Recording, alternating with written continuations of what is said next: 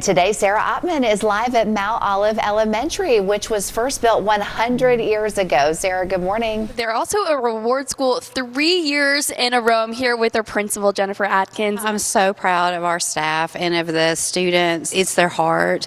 Many of the staff come here and they work their whole career here, so they're very invested in these kids. We are going to talk about some of these clubs that you guys have here at Mount Olive. We have a teacher that sponsors some mini clubs. So Miss Hodges, a first grade teacher, does art clubs and a little authors clubs that you see some of those products here. Our music teacher, Mr. Huffaker, does amazing music programs, and our PE teacher does a track team with students. And I think Yes, Stephen, you're a part of track, right? What's your favorite part? Running and getting exercise. Hey, that's super important. All right, we'll go ahead and send things back to you in the studio for now.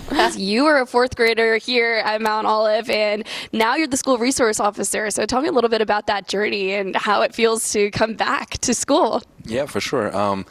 I can say it's a blessing. I mean, it's truly, it doesn't feel real, but just to be here as a fourth and fifth grader, and then be here as a 26-year-old adult now, it's definitely smaller. Let me say that this place is tiny now compared to when I was a child. So, but it's awesome being here and seeing these kids grow up. Okay, well, first we need to see your handshake. He says that they have a handshake with all your students, but let me see y'all's.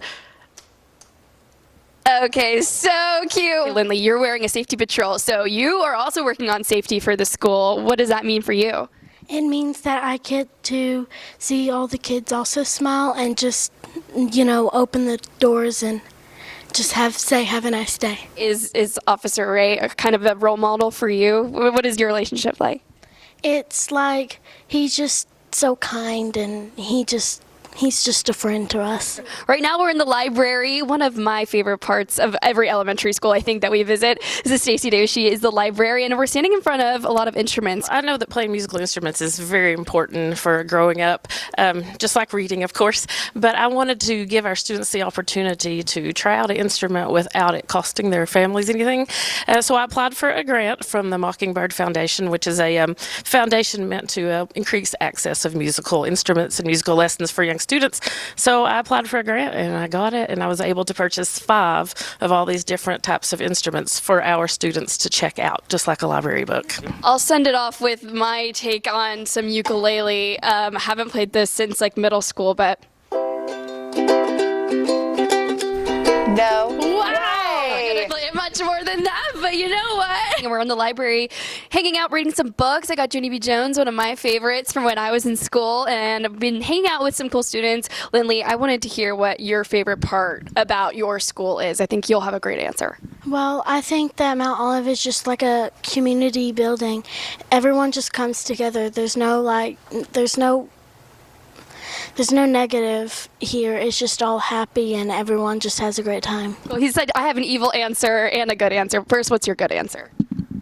Math. Math. Okay, what's your evil answer? Leaving. Leaving school is his. Okay, well, he loves math, and I think he loves his school too. Do you have a favorite part about school? A little bit shy this morning, but I think this is super fun activity. We're looking at SpongeBob this morning, so we're going to show off another cool challenge that these students are doing that has to do with exercise and math, 2 of my least favorite things. But for now, I'll send it back to you in the studio. Tell me a little bit about this 30-day squat challenge. Well, so we're supposed to be, we will do 50 squats a day or whatever it says, and then we'll split it up equally.